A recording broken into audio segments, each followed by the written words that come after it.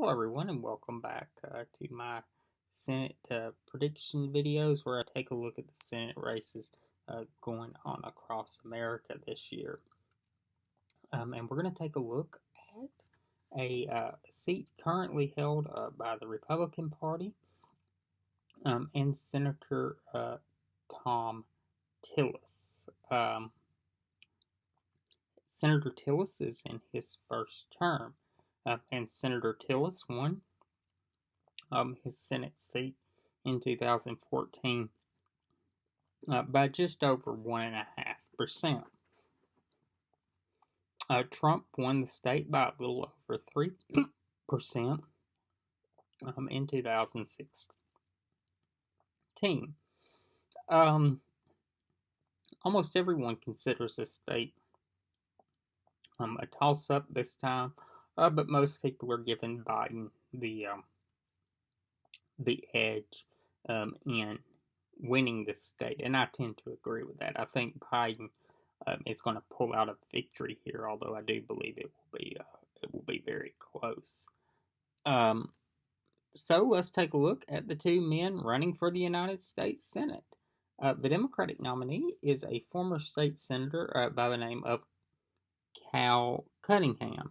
Mr. Cunningham, as I said, is a former state senator and is a former member of the Army. He actually served in the War on Terror and has had a really successful campaign, been leading most of the way against in the polls against his opponent and raising a lot of money.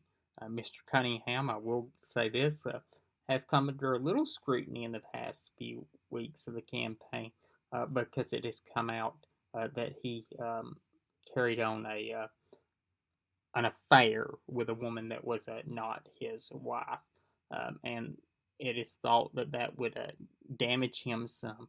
But some recent polling has shown that he is actually doing a little bit better in the race. So, hey, what, who would have thought?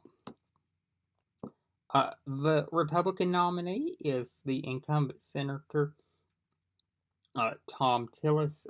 Prior to serving in the Senate, Mr. Tillis was the Republican Speaker of the state House and really big proponent of some of the more conservative legislation that came out of that body. Mr. Tillis tested positive for COVID-19 recently and has been in isolation since. He apparently contracted COVID at the super spreader event they had at the White House where the president nominated Amy Coney Barrett to the Supreme Court. If you take a look at the primaries, about 1.2 million ballots were cast in the Democratic primary, and just under 780,000 were cast in the Republican primary.